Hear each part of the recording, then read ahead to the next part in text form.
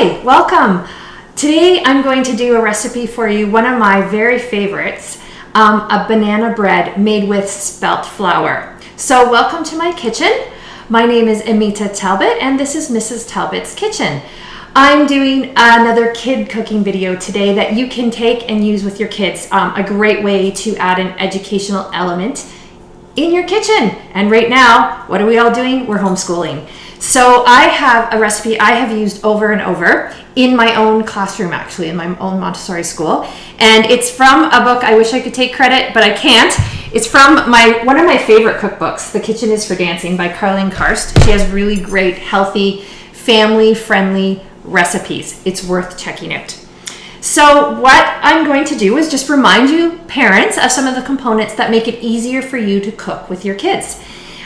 The first thing I always say is get it all prepped. And even with your kids, that's something you can do with them. Read through the recipe, the ones that if you have readers, and help them get it all ready for you. You prep it. I say the easiest way to prep it is left to right. It is how we operate in a Montessori classroom with a lot of our work, because that's how their brain learns to read. So you're already doing pre-reading skills just by having it set up properly, and it's less frustrating, which is what we're going for.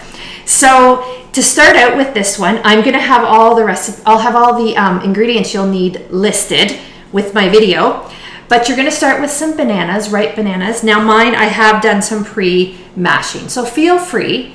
If you have the kids cooking along, stop the video so that they don't have to feel rushed, because I had some bananas in the freezer already and I added to it. But this is a really essential part because it helps them with their gross and fine motor skills, keeping the banana on the plate, but also mashing it nice and fine. So that's where you want to have the bananas that are really ripe, because it makes it much easier for mashing. So you're gonna mash up the bananas, get them all nice and fine, and you're gonna take a nice large bowl to mix them in.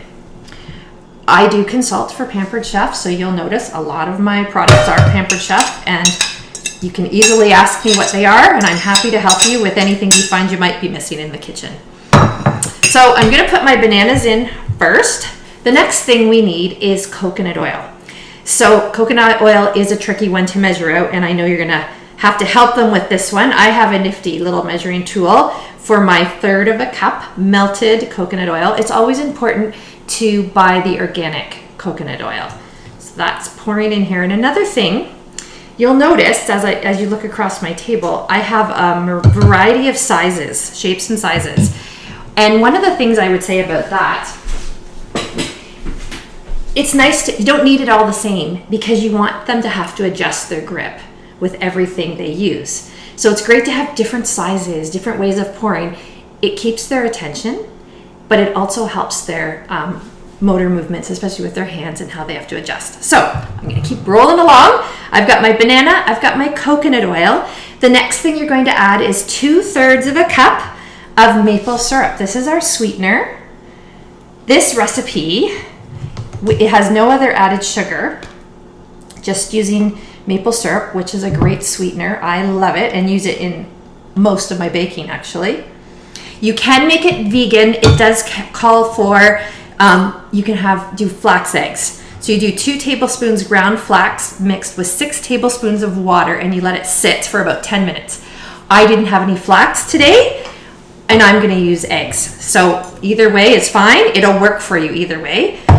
So you can get the kids involved in this. I know you always have the chance of getting an eggshell in your cooking. Now, if you have them tap it on the counter, it's a little bit better because it doesn't smash it in, and you can get them to go over top.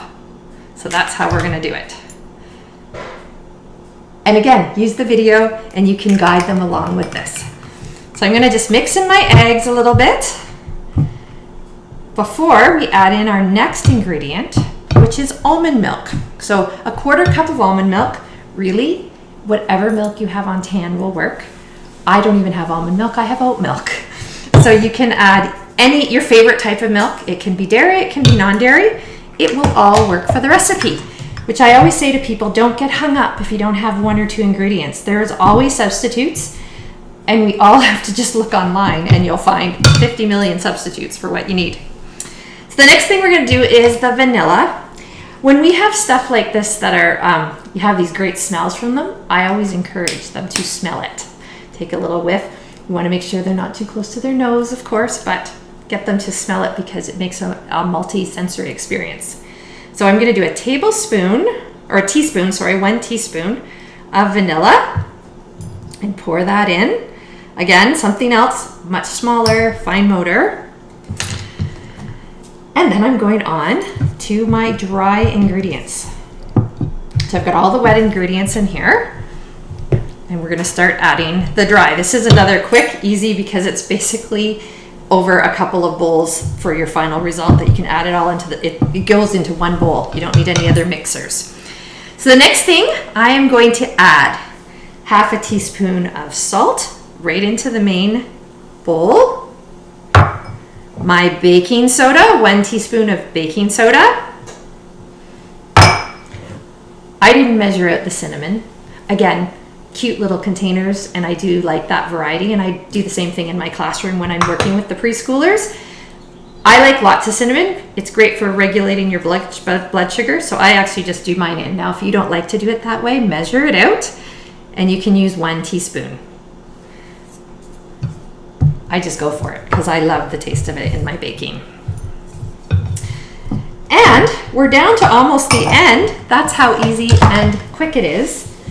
The spelt flour. So you're just going to pour that in, and again, bowls like this, great because you get them gripping on both sides. The little ones might need a little bit of support, and you're in your kitchen, so it's easy to sweep it all up anyways. So it's just a light stir. All you're doing is combining it. You don't want it to get too heavy. One of the benefits of spelt, it's not gluten-free, but if you find yourself or your children, they just tend to, some things don't sit well with them, the other flours. Spelt is an ancient grain. It does have iron, magnesium, and zinc in it, which are all very good for you. It also tends to be a little bit easier to digest for people who sometimes have a bit of issue that way, but don't have a gluten insensitivity. So you can add your spelt, mix it around. All I did was mix it around a little bit, and last but not least, the chocolate chips, which you do not want to forget. A half a cup of, it calls for mini. I didn't have the mini, I have the Enjoy Life, but I went for chunks today. I'm getting these ready actually for some friends who've just had a baby, so I was going for it, but you can use mini, and that's it. You pour it in. They can have fun stirring, just gently mixing it around, and then it depends what you're looking to do. This is actually for a banana bread, a loaf. I didn't want to do it in a loaf. I wanted to do it in my brownie pan that I have, my Pampered Chef brownie pan. Just because I like the shape and size and how things kind of bake up in it. And I find my loaf pan takes a bit longer, and sometimes they are still wet in the middle. It's hard to get that out when it's so much moisture in a recipe like this. So I'm going to just take my 1 cup scoop, stainless steel scoop. These type of scoops are great with kids because it helps them, again, with coordination, and they have to be able to squeeze it, which helps with their muscle development too, gross motor muscle development, and fine motor. So I'm going to fill up my pan here and keep going.